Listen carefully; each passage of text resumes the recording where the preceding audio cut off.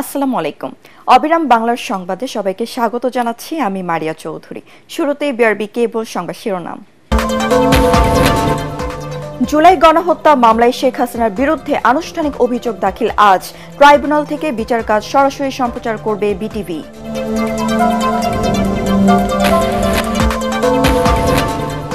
আগামীকাল প্রায় ৮ লাখ কোটি টাকার বাজেট পেশ করবেন অর্থ উপদেষ্টা।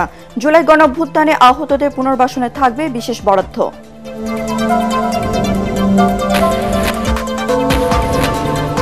এবং ঈদকে সামনে রেখে বরিশালে ফিটনেসবিহীন পুরাতন বাস মেরামত, কার্যকর ব্যবস্থা নিচ্ছে না কর্তৃপক্ষ।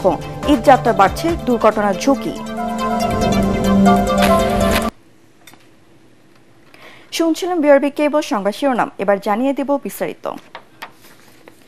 গণহত্যার মামলায় ক্ষমতাচ্যুত সাবেক প্রধানমন্ত্রী শেখ হাসিনার বিরুদ্ধে আনুষ্ঠানিক অভিযোগ দাখিলের শুনানি ট্রাইব্যুনাল থেকে সরাসরি সম্প্রচার করা হতে পারে। চিফ প্রসিকিউটর তাজুল ইসলাম জানান, ট্রাইব্যুনাল অনুমতি দিলে এই অভিযোগ দাখিলের শুনানি সরাসরি সম্প্রচার করবে বিটিভি। আজ আন্তর্জাতিক অপরাধ ট্রাইব্যুনালে শেখ হাসিনার বিরুদ্ধে আনুষ্ঠানিক অভিযোগপত্র জমা দেওয়া হবে। ক্ষমতাচ্যুত সাবেক প্রধানমন্ত্রীকে গুম ও আয়নাঘরের নিউক্লিয়াস উল্লেখ করে তাজুল ইসলাম বলেন, বিচারের ক্ষেত্রে আগামী ডিসেম্বরের মধ্যে উল্লেখযোগ্য অগ্রগতি দেখা যাবে। এই সময় 10 থেকে 15টি উল্লেখযোগ্য গুমের ঘটনায় তদন্ত সম্পন্ন হয়েছে বলে জানান চিফ প্রসিকিউটর। তিনি বলেন, জুনের মধ্যে প্রতিবেদনগুলো পাওয়া যাবে। বিচার প্রক্রিয়ায় বাধা অনেকটা দূর হয়েছে উল্লেখ করে তাজুল বলেন, অপরাধের কাঠামো এবং অপরাধীর সম্পর্কে ট্রাইব্যুনালে মোটা দাগে তথ্য চিহ্নিত করতে পেরেছে। তবে গুমের সাথে জড়িত ব্যক্তিদের গ্রেফতারের ক্ষেত্রে কিছুটা বাধা রয়ে গেছে। রাজনৈতিক দল হিসেবে জামাতে ইসলামী নিবন্ধন ফিরে পাবে কিনা এ বিষয়ে আপিল বিভাগের রায় আজ। প্রধান বিচারপতি সৈয়দ রেফাত আহমেদের নেতৃত্বাধীন 7 বিচারপতি বেঞ্চ গত 14 মে হাইকোর্টের দেওয়া রায়ের বিরুদ্ধে করা আপিলের শুনানি শেষে রায় ঘোষণার জন্য এই দিন ঠিক করেন। আপিল বিভাগের কার্যতালিকায় মামলাটি 1 নম্বরে রয়েছে। জামাতে ইসলামীকে দেওয়া নিবন্ধন অবৈধ ঘোষণা করে 2013 সালের 1 আগস্ট রায় দেন হাইকোর্ট।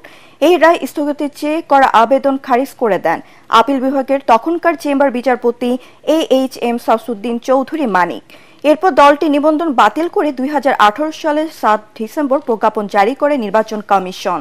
চেম্বার আদালতের রায়ের বিরুদ্ধে জামায়াত ইসলামী করা আপিল ও লিভ টু আপিল 2023 সালের 19 নভেম্বর খারিজ করে আদেশ দেন আপিল বিভাগ। আওয়ামী লীগ সরকারের পতনের পর বিলম্ব মার্জনা করে আপিল ও লিভ টু আপিল পুনরুজ্জীবিত চেয়ে জামায়াতের করা পৃথক আবেদন গত 22 অক্টোবর মঞ্জুর করেন আপিল বিভাগ।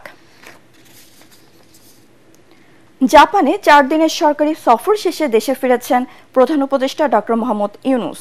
প্রধান উপদেষ্টা প্রেস উইং থেকে পাঠানো বার্তায় বলা হয়েছে, প্রধান উপদেষ্টাকে বহনকারী সিঙ্গাপুর এয়ারলাইন্সের ফ্লাইটটি শনিবার দিবাগত রাত 12টা 15 মিনিটে ঢাকার হযরত শাহজালাল আন্তর্জাতিক বিমানবন্দরে অবতরণ করে।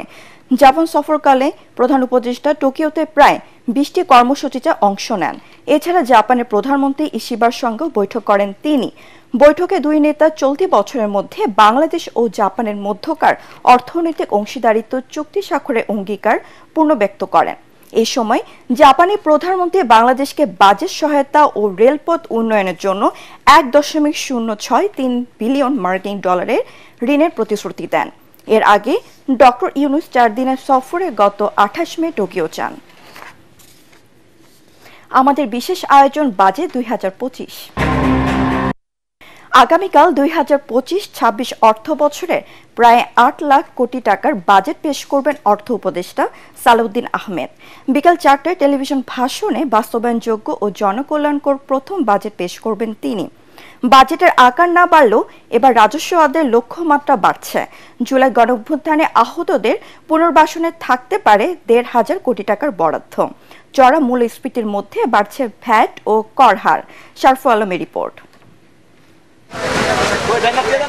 অর্থনৈতিক সংকট আর চড়া মূল্যস্ফীতির মধ্যে 2007-08 অর্থবছরের পর সোমবার বিকেল 4টায় অন্তর্বর্তীকালীন সরকার টেলিভিশন ভাষণের মাধ্যমে বাজেট ঘোষণা করতে যাচ্ছেন।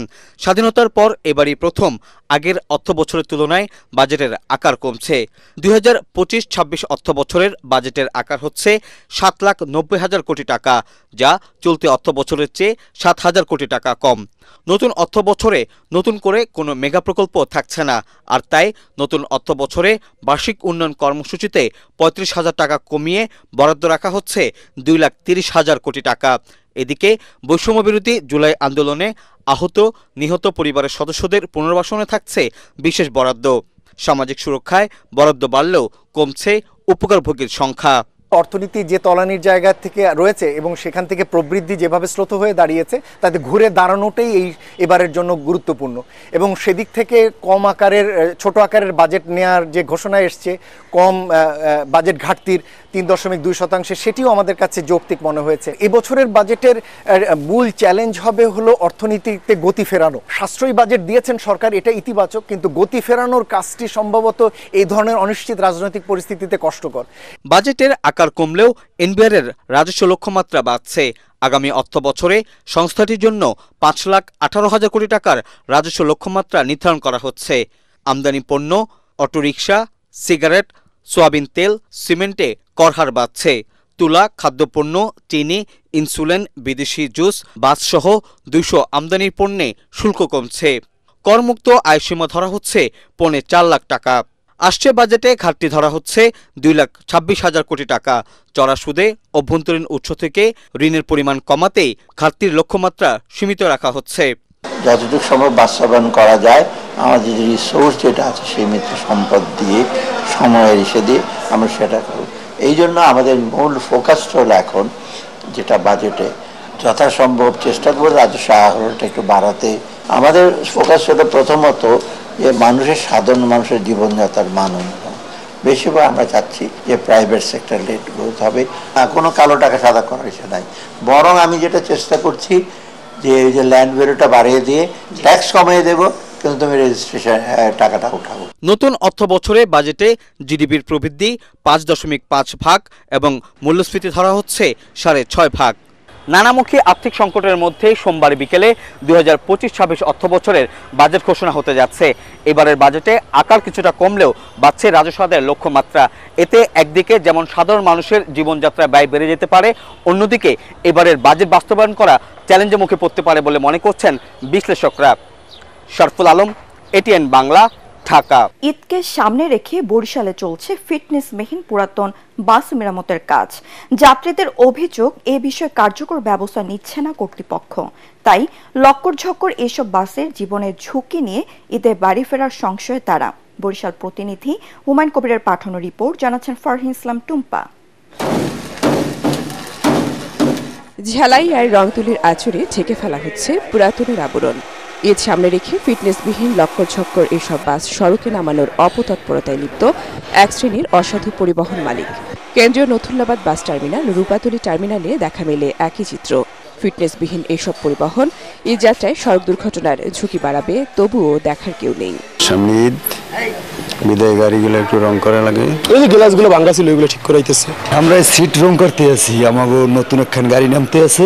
নতুন গাড়িতে সিট করে রং টং করে তারপরে আমরা নামাইতেছি। যাত্রীদের আকর্ষণ বাড়ানোর জন্য আর কি এই গাড়িগুলো আর কি নতুন করে করা হইতেছে। ঈদের মৌসুম না, একটু সৌন্দর্যের জন্য সবাই তো চায় একটু সৌন্দর্য। পদ্মা সেতু চালুর পর থেকে নদীপথের চেয়ে সড়কে বেড়েছে বরিশালগামী যাত্রীদের ভিড়। এই সুযোগ কাজে লাগিয়ে পুরাতন বাস মেরামত করছেন মালিকরা। তবে এসব বাস মালিকদের বিরুদ্ধে ব্যবস্থা নেওয়ার আশ্বাস দিল বরিশাল বিআরটিএ। আইন শৃঙ্খলা বাহিনীকে স্পষ্ট নির্দেশনা দেওয়া আছে, তারা যেন এই ধরনের লক্কর ঝক্কর গাড়ি দেখলে তাৎক্ষণিকভাবে আটক করে, বিশেষ করে বিআরটিএর ফিটনেস সার্টিফিকেট যদি তাদের না থেকে থাকে। এবার ঈদে অন্তত 25 থেকে 30 লাখ মানুষ চলাচল করবে এই রুটে। তাদের জীবনের নিরাপত্তা বিবেচনায় ফিটনেসবিহীন পরিবহন চলাচল বন্ধে প্রশাসনের কঠোর নজরদারি চায় সাধারণ মানুষ ও সচেতন মহল। Bureau report, ATN Bangla. বিজ্ঞাপন বিরতি শেষে আবার ফিরছি সংবাদে। দর্শক, এইমাত্র পাওয়া খবরে জানা গেছে নিবন্ধন ফিরে পেল জামাতে ইসলামী বাংলাদেশ। দলটির আপিল মঞ্জুর করেছে সুপ্রিম কোর্টের আপিল বিভাগ। নির্বাচন কমিশনকে নিবন্ধন দেওয়ার নির্দেশ দিয়েছে সর্বোচ্চ আদালত। দাড়িপাল্লা প্রতীকের বিষয়ে সিদ্ধান্ত নেবে ইসি।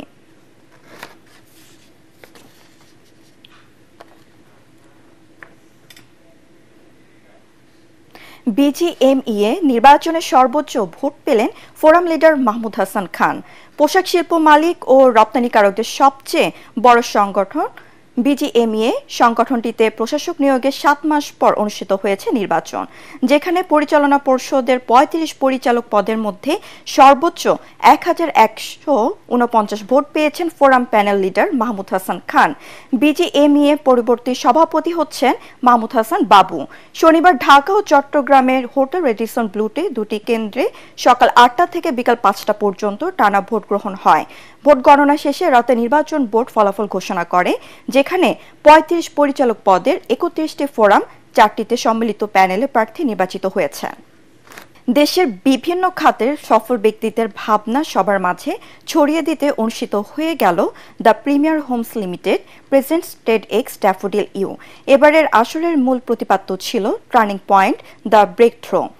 আয়োজনটিতে বক্তা হিসেবে জাতীয় পুরস্কার প্রাপ্ত কৃষিবিদ ও ডিআইইউর কৃষি বিজ্ঞান বিভাগের প্রধান ডক্টর এম এ রহিম, দেশের অর্থনীতিতে দীর্ঘস্থায়ী ও টেকসই ব্যবসা প্রতিষ্ঠান ও কার্বন ক্রেডিট নিয়ে কাজ করে যাওয়া ব্যক্তিত্ব সুভাষিস ভৌমিক এবং প্রকল্প ভিত্তিক গবেষণা চিকিৎসক ডাক্তার আউসাফ করিফ নিজ নিজ খাতের উপর অনুপ্রেরণামূলক বক্তব্য দেন।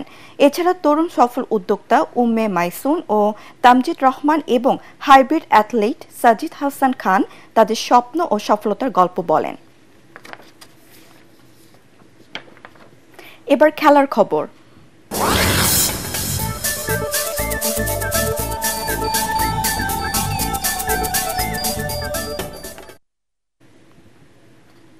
ইন্টার মিলানকে 5-0 গোলে বিধ্বস্ত করে চ্যাম্পিয়ন্স লিগের শিরোপা জিতেছে পিএসজি। প্রথমবারের মতো ইউরোপিয়ান সোসাইটির মুকুট পড়ল ফ্রেঞ্চ ক্লাবটি। একই সাথে টেবল জয়ের রেকর্ড করল লুইস এনরিকের দল। Report S. আশরাফের। ইউরোপের সেরা এ ক্লাব প্রতিযোগিতার ফাইনালের ইতিহাসে এর আগে কোনো দল 5 গোলের ব্যবধানে জেতেনি। শেষ করার আগে বিআরবি কেবল সংবাদ শিরোনাম আরও একবার। নিবন্ধন ফিরে পেল জামায়াতে ইসলামী। দলটির আপিল মঞ্জুর করেছে সর্বোচ্চ আদালত। নির্বাচন কমিশনকে নিবন্ধন দেওয়ার নির্দেশ।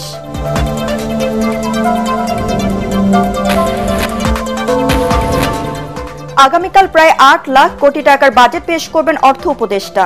জুলাই গণ অভ্যুত্থানে আহতদের পুনর্বাসনে থাকবে বিশেষ বরাদ্দ।